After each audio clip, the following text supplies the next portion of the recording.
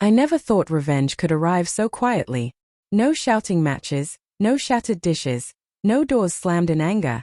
Just a stillness that settles after a storm, when the wreckage is complete and the air finally stops trembling. My name is Daniel. I'm 38. And up until 3 months ago, I would have sworn my marriage to Claire was solid.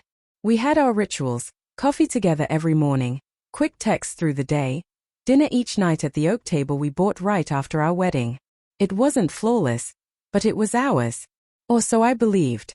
The night everything changed, I wasn't suspicious.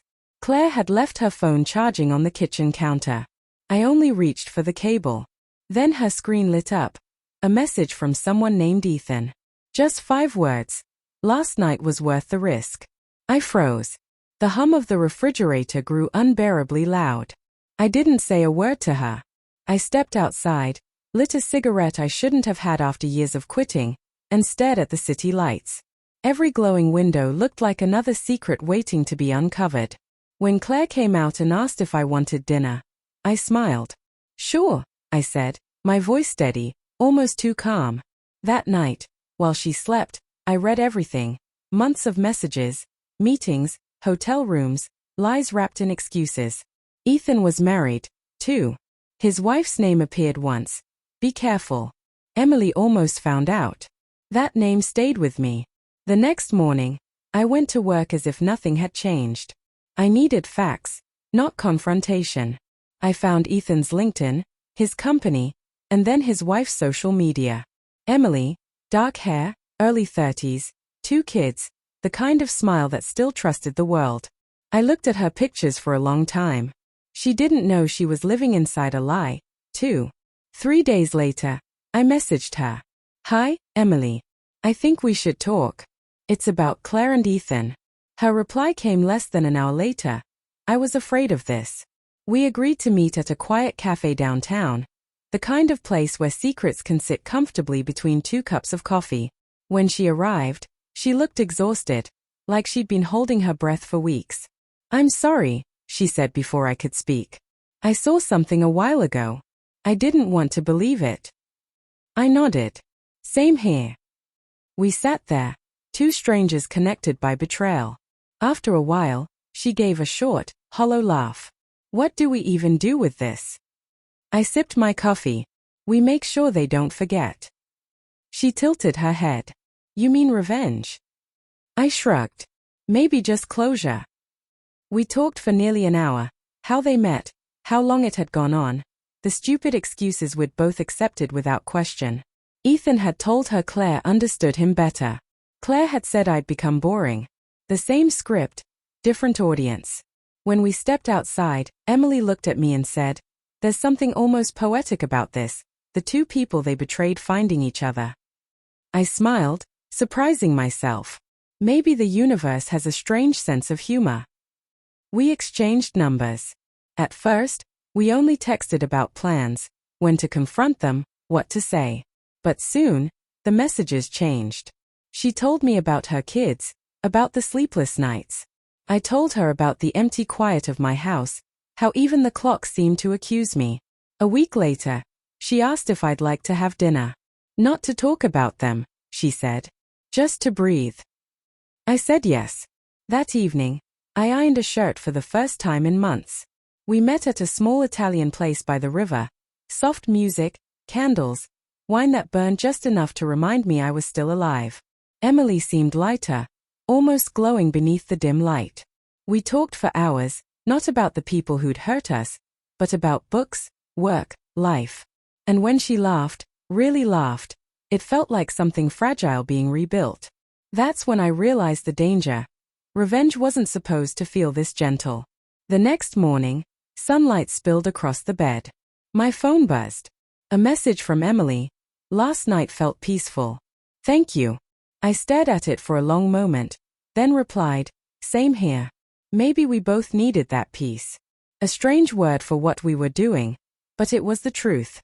2 broken hearts finding calm in the ruins left behind. We were 2 people left circling the wreckage of our ruined marriages, drifting through the quiet aftermath. Where there should have been chaos, there was an uneasy calm, the kind that hides something shifting beneath the surface. Every message we shared, every half-smile, every late-night conversation built something neither of us expected. It wasn't love. Not exactly. It was something deeper. A kind of recognition that only comes when two people have been shattered by the same betrayal. That weekend, Claire told me she was heading off on a wellness retreat with her friends. I didn't question it. I just smiled, said, "You deserve it," and watched her leave with her suitcase, pretending I didn't already know the truth. When the door closed, I sent a message to Emily. "She's with him now." Her reply came instantly.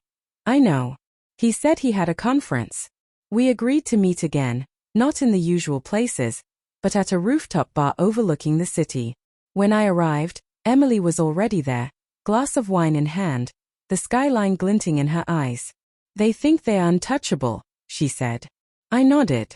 "Let them. It's better that way, until it's not." We didn't need to plan anymore. We knew what came next. It wasn't about rage or public revenge, it was about revelation. About showing them what they'd built, and what they'd broken. 2 nights later, Claire came home radiating a kind of fake serenity. She told me stories about yoga sessions, green juices, and digital detoxes, lies flowing effortlessly from her lips. I played along, nodding, listening, memorizing every detail of her performance. And when she finally fell asleep, I opened my laptop and sent one simple email, a single photo from that rooftop bar. Emily and me, smiling. No message, no explanation. Just the truth, framed in a picture. By morning, my phone was chaos. Missed calls from Claire, texts from Ethan, even one from a number I didn't recognize but knew belonged to Emily's husband. I didn't respond. I just waited. At 9:15, Claire stormed into the kitchen, her face pale. "What the hell is this, Daniel?"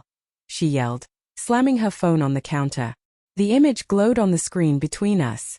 "Looks like two people who've been lied to found something real," I said evenly. Her voice cracked. "You went on a date with his wife." I met her eyes. "You slept with her husband." For a heartbeat, she said nothing. Then came the tears, not remorseful ones, but angry, wounded tears. "You're cruel," she whispered. "No," I said quietly. "Just fair."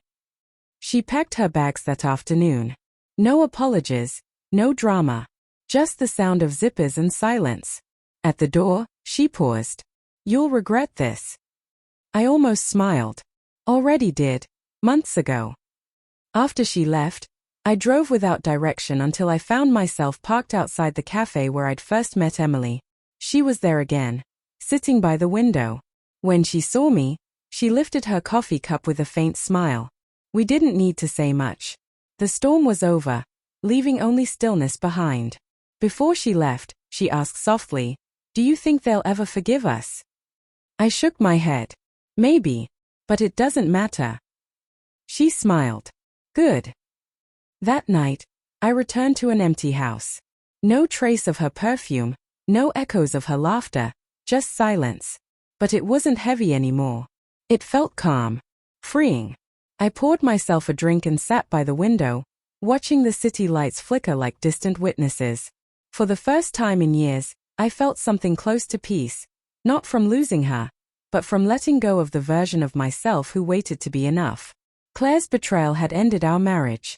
But my response, quiet, precise, unforgettable, had ended her hold over me. Some stories don't end in forgiveness or reunion.